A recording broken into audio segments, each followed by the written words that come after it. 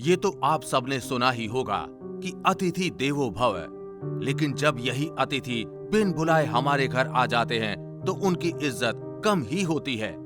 वही हाल था रूपल के घर आए बिन बुलाए उस लड़के का, जिसे आहान घर के अंदर आने नहीं दे रहा था। कौन है ये लड़का और क्या करने आया है ये रूपल के घर? क्योंकि आहान ने उसे अंदर आने से मना किया था, वह हैंडसम लड़का आहान को पुश करने की हर मुमकिन कोशिश कर रहा था, लेकिन आहान अपनी जगह से जरा भी नहीं हटा। भले ही रूपल का घर था, लेकिन अंदर शनाया नहा रही थी। आहान ऐसे ही किसी को अंदर जाने नहीं दे सकता था, लेकिन वो लड़का आहान की एक भी नहीं सुन रहा था। उसने आहान से कहा, तुम हो कौन यार, और अपने आप को क्या समझ रहे हो? मैं जब चाहूं यहां आ सकता हूं। आफ्टर ऑल मैं रूपल का फियांसे हूं। आहान ने उस हैंडसम और एनर्जेटिक लड़के से कहा, देखो तुम रूपल के कोई भी हो, लेकिन मैंने कहा कि तुम अभी अंदर नहीं जा सकते। आ गई बात समझ में? जैसे ही आहान ने देखा कि ये नासमझ लड़का सीढ़ियों से ऊपर जाने की कोशिश कर रहा था, उसने उस लड़के का हाथ पकड़कर रोक लिया। मेरा हाथ छोड़ो, दुख रहा है। लेकिन जैसे ही आहान ने उस लड़के का हाथ छोड़ा, आहान ने एक आवाज सुनी, आहान ये तुम क्या कर रहे हो? यह सवाल रूपल का था। रूपल के एक्सप्रेशंस को देखकर आहान को सब पता चल गया। रूपल को मन ही मन में बुरा भला कहने के बाद आहान ने उस हैंडसम लड़के का हाथ छोड़ दिया। हाथ मसाज करके कुछ ठीक महसूस करने के बाद उस हैंडसम लड़के ने गुस्से से सवाल किया, रूपल ये अजीब सा आदमी कौन है? मुझे ये बिल्कुल पसंद नहीं आया। ये आहान है, ये वो मेरा फ्रेंड है। क्या फ्रेंड? रूपल बाहर अंधेरा हो रहा है, जल्दी रात होने वाली है। ऐसे वक्त पर तुम्हारा ये अजीब सा दोस्त यहाँ क्या कर रहा है? रोहन तुम क्या कहने की कोशिश कर रहे हो? तुम्हारे दिमाग में जो कुछ भी चल रहा है जरा साफ साफ कहो। मैं क्या कहना चाहता हूँ रूपल, क्या तुम्हें मेरा जरा भी ख्याल नहीं है? रूपल मैं तुम्हारे लिए गाना गा रहा हूँ, रेड रोजेस लेकर आया हूँ, और तुम्हें तो मेरी कोई फिक्र नहीं है। रूपल क्या तुम मुझे धोखा दे रही हो? इस पॉइंट पर बेचारे रोहन की आंखें नम हो गई थी। ये बात जाहिर थी कि रोहन रूपल के बारे में ज्यादा सीरियस था और रूपल उसे खास पसंद नहीं करती थी। रोहन क्या तुम खुद सुन रहे हो कि तुम्हारी बातें कितनी अजीब है? और वैसे भी मैं तुम्हें क्यों धोखा देने लगी भला? मेरा तुमसे कोई वास्ता नहीं है, तो मैं किसी के साथ भी रहूं तुम्हें उससे क्या? भले ही शनाया ने 3 सालों से आहान को कोई होप्स नहीं दी थी, लेकिन शनाया आहान के साथ कभी भी इस तरह बेरहमी से पेश नहीं आई थी। रूपल ये तुम क्या कह रही हो? क्या हमारा कोई वास्ता नहीं है?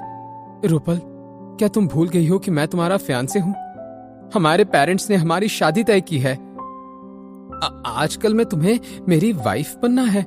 फियांसे? मैं नहीं चाहती हूं कि तुम मेरे फियांसे रहो, और अगर हमारे पेरेंट्स ने शादी तय की है तो जाकर उनसे बात करो। तुमसे उन्होंने हाँ कहा होगा, मैंने नहीं। रूपल और रोहन एक दूसरे को बचपन से जानते थे। जब वो दोनों थोड़े समझदार हो गए, उन दोनों के पेरेंट्स ने रूपल और रोहन की शादी तय कर दी। तभी से रोहन की नजरों में सिर्फ और सिर्फ रूपल ही थी। वो हर साल रूपल को शादी के लिए प्रपोज करता था, लेकिन हर बार रूपल उसे मना कर देती थी। ऐसा होने के बावजूद भी रोहन ने हार नहीं मानी। अपना गुस्सा निकालने के लिए रोहन ने आहान की तरफ देखा। रूपल तुम कह रही हो कि तुम मुझे पसंद ही नहीं करती। क्या ये मुझसे भी अच्छा है, मुझसे भी ज्यादा अमीर है, मुझसे ज्यादा हैंडसम है? नहीं, मुझसे हैंडसम तो नहीं है। जब आहान ने देखा कि रोहन ने जो भी कहा था उस पर रूपल का रिएक्शन कुछ भी नहीं था, आहान ने अंदाजा लगाते हुए मन ही मन में कहा, कुछ तो गलत है। ये रूपल अपने फियांसे की गलतफहमी को क्लियर क्यों नहीं कर रही? उसने फिर रोहन की तरफ देखा और उससे कहा, अच्छा होगा कि तुम अपने प्रॉब्लम्स में मुझे बीच में ना लाओ। इस सब का मुझसे कोई लेना देना नहीं है। लेना देना नहीं है? ऐसा कैसे नहीं है?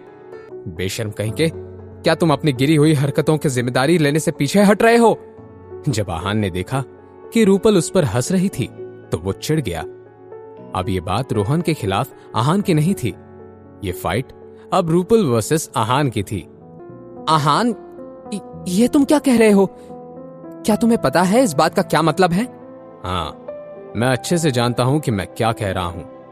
अब हंसो ना, मैं देखना चाहता हूं कि अब तुम क्या करने वाली हो।